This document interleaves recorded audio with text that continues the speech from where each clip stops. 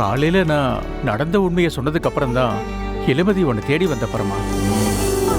வாயை திறந்து உண்மையை சொன்னதுக்கு நான் தான் உனக்கு கோயில் கட்டணும்.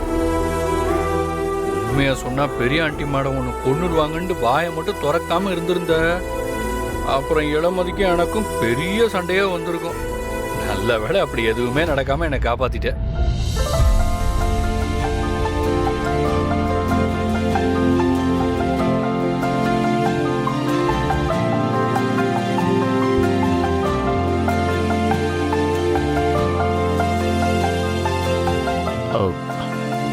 இளமதி வரா பரமா. பெருசு இது நமக்குள்ளேயே இருக்கட்டும், அவள்கிட்ட பேசிக்க வேண்டாம். ஓகே. என்ன மாமனாரும் மருமகனும் ரகசியம் பேசிட்டு இருக்கீங்க? இன்னைக்கும் பார்ட்டி இருக்கா?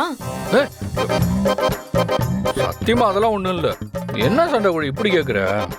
இல்லம்மா, நேத்து என்னால தானே பிரச்சனை, அதான் பரம கிட்ட சாரி கேக்குறேன். பண்ணதெல்லாம் பண்ணிட்டு சாரியா? சாரி போங்கப்பா.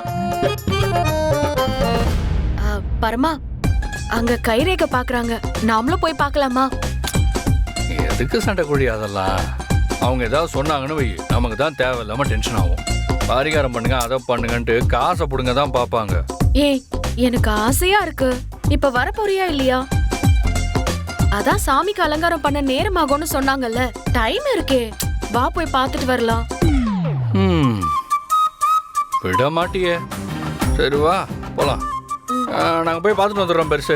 சரி. இல்ல போயிட்டு வந்துடுறோம் மாமான்னு சொல்ல வந்தேன். மாமா மாமா போயிட்டு வந்துடுறோம் மாமா. வந்துடுறோம் மாமா.